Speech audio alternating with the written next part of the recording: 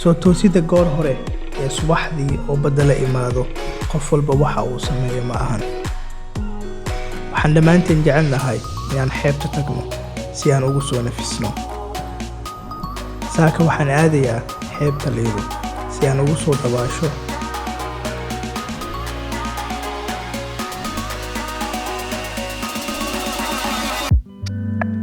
aad iyo aad u mahadsantihiin.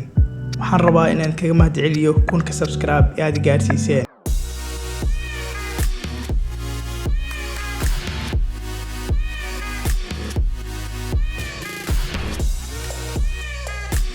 jimca waay maanta liidan soo aaday. waxaan soo aaday inaan kun subscribe aan ku dabaaldego.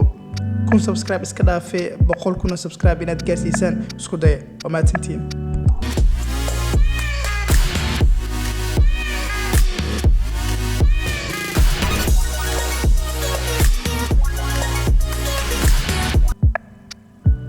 Lido waxay ka mid tahay meelaha loogu dalxiiska badan yahay magaalada.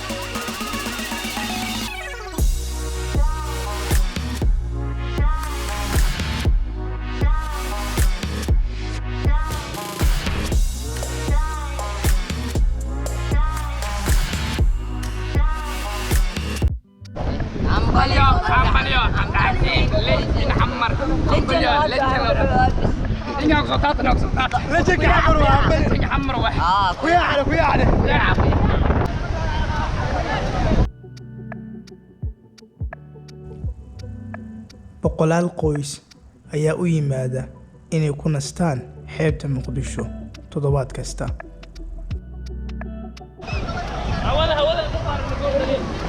hadda waxaan soo tusaa xeebtan galeynaa gudaha badda rabaa inaan galo inaan soo dawaalano.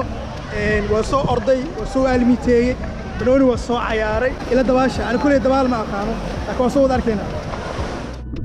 ay khabo waa biyaha. bismillaahir rahmaanir rahiim.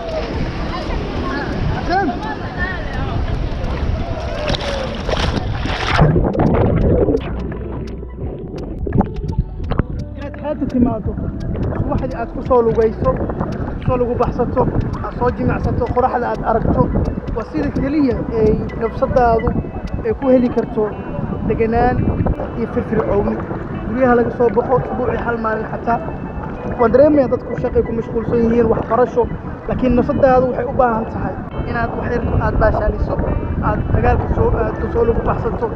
waxaa kula gudboon inaad soo baxdo aad dabaal soo aado soo lagu baxsato. dalxiis xamaar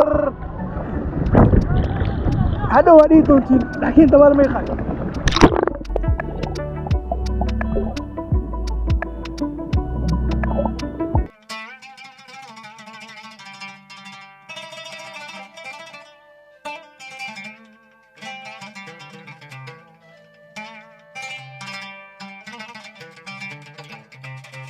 haddii aad kun ciyaar muuqaalada aan ka soo gudbiyo dalka waxaan kaa codsanayaa inaad ugu caawiso subscribe channelka aad dahdo si oo janaalka u kordho. ama santihiin